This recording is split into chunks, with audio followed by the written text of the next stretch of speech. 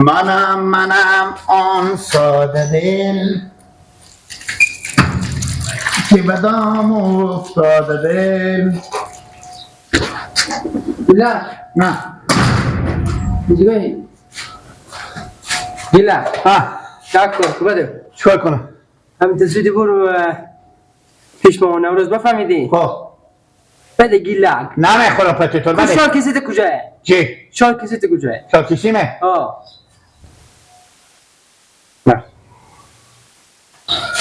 بفهمیدی؟ برو پیش مامان نوروز گفتگو خب گیلا کرای که حق گندما شما ببره بفهمیدی؟ برو ما قبل تو بیارک گفتگو امسال چی هم نشده شاید سچابوجی بیشتر نباشه نمیخورم من نمیخورم کمک کن امیده نکنه بله صبح شیشته برو به چی بیارم؟ به چی میاری؟ برو فرغون آوردا واسکل چیه دیگه؟ چله بابا واسکل چابوجی اشته میاری یک میارم دیگه یکی بیار بگذار و پس برو پس بیا بمی آوا گرم من با فرغون یکی برم یکی بیام فرغون دو تا ارده میشه برو با فرغون دو تا ارده میشه دو پیدا میشه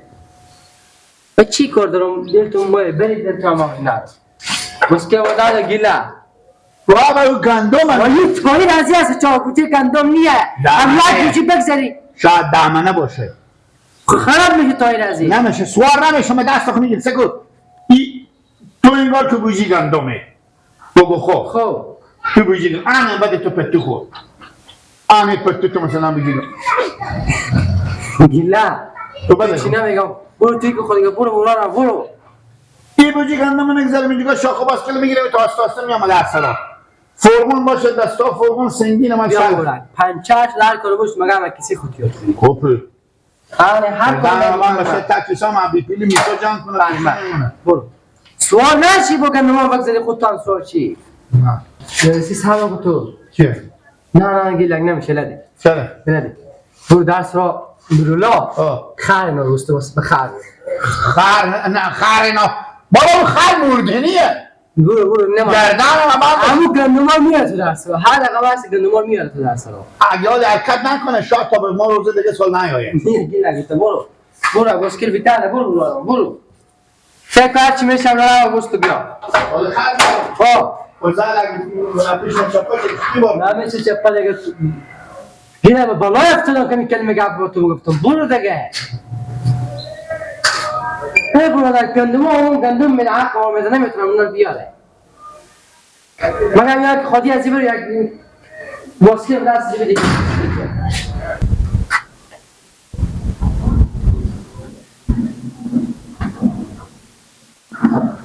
یاد بیخی امسال پوری و فرعونی بود تا حاصل نبود نه آنی مامان نوروز مامان نوروز اشتره یاد خیریات بخیری چکار خرمن خلط میکنیم با فرغون خیلی میاییم ما گفتیم بچه ها نکنیم که دایک بستونم از شما ای لالا نه پرسو لالا رمضان چرا مامان نوروز دل ما درد داره امسال من گفتم با خاطر چی دل شما درد داره مامان نوروز بس 3 سال زحمت کشیدم طلب بادارش با خیر غم نداره دیگه چی مشکل با سال دیگه از شما اصلا میتونم یک چیز ما بگم این سال مثل پارسال امسال او بودک منطقه گندما را همه را حوازه گندما نسبه جواب نداد ای برادر اسمیو که امسال پوری فرعونی بود او بودک منطقه حوازت گندما همه حوازت زردی زد گندما هیچ چی کرد یک نون علده هم نمیشه خیلی دیگه نون نمیشه که چی میگه که هر دویی شوره به 4000 4000 5000 ولی نه پول داده چی بگم که دونیم لگریپه بالا سولار دادم امسال چای کنده میلا چی بگم به چند سال دیگه پر نمیشه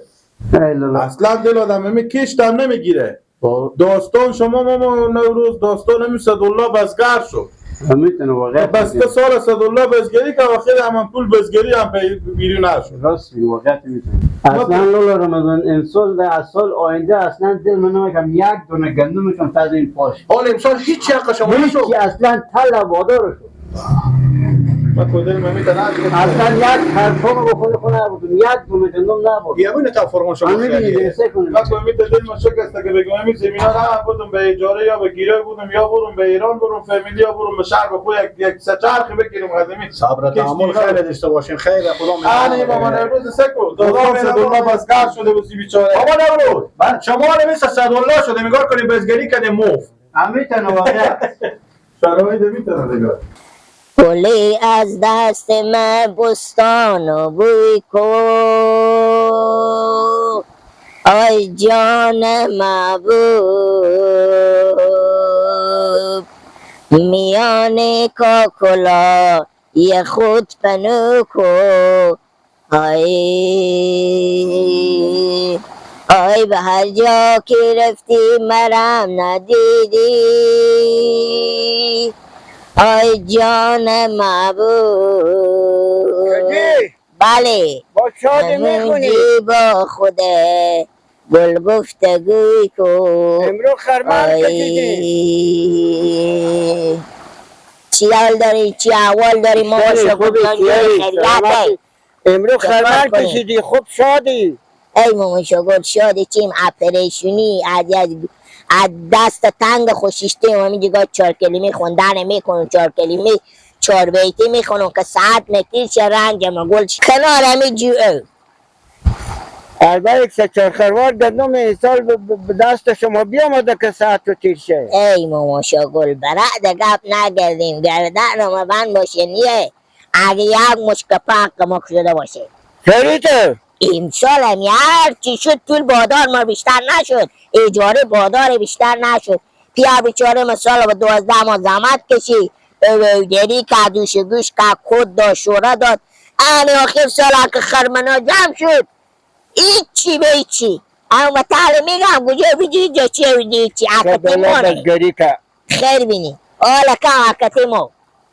دیگه کشت مندی هم میتونه یک سال میشه یک سال نمیشه ایتون نمیشه که تو برو بگو 8 سال بشه همیتونه دیگونی همیشه کشت مند با خصوصا شما اجاره بود اجاره همیتونه خوب بوده که سرنوک شده تاون ندادیم گل خور میبردیم میفروختیم